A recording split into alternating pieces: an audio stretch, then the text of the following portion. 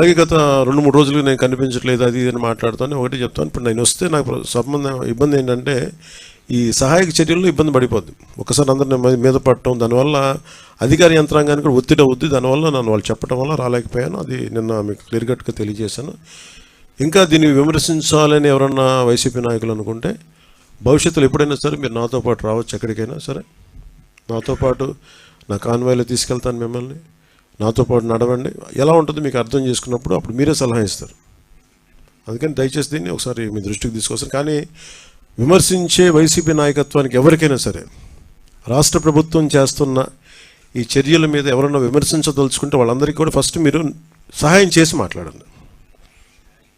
మీరు సహాయం చేసి మీరు బయటికి వచ్చి మీరు మాట్లాడి ఇళ్లలో కూర్చొని కాన్ఫరెన్స్లు పెడితే సరిపోతుంది. మీరు లోపలికి వచ్చి దిగండి మనస్ఫూర్తిగా. అలాంటి పరిస్థితులు అంటే మేము కూడా మాతో కలిసి తీసుకెళ్తాం.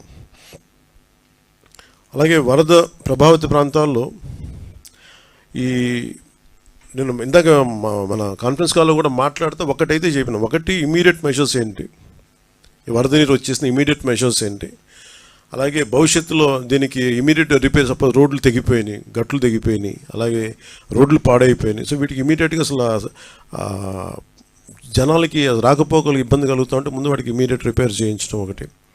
అలాగే రెండవది పర్మనెంట్ రిపేర్స్ ఏం చేయాలి. దీనికి దాదాపు ఒక 200 కోట్లు ఓన్లీ పంచాయతీల వరకు తీసుకుంటే దాదాపు ఒక 96 కోట్లు బడ్జెట్ ఒకటి ప్రతిపాదించారు.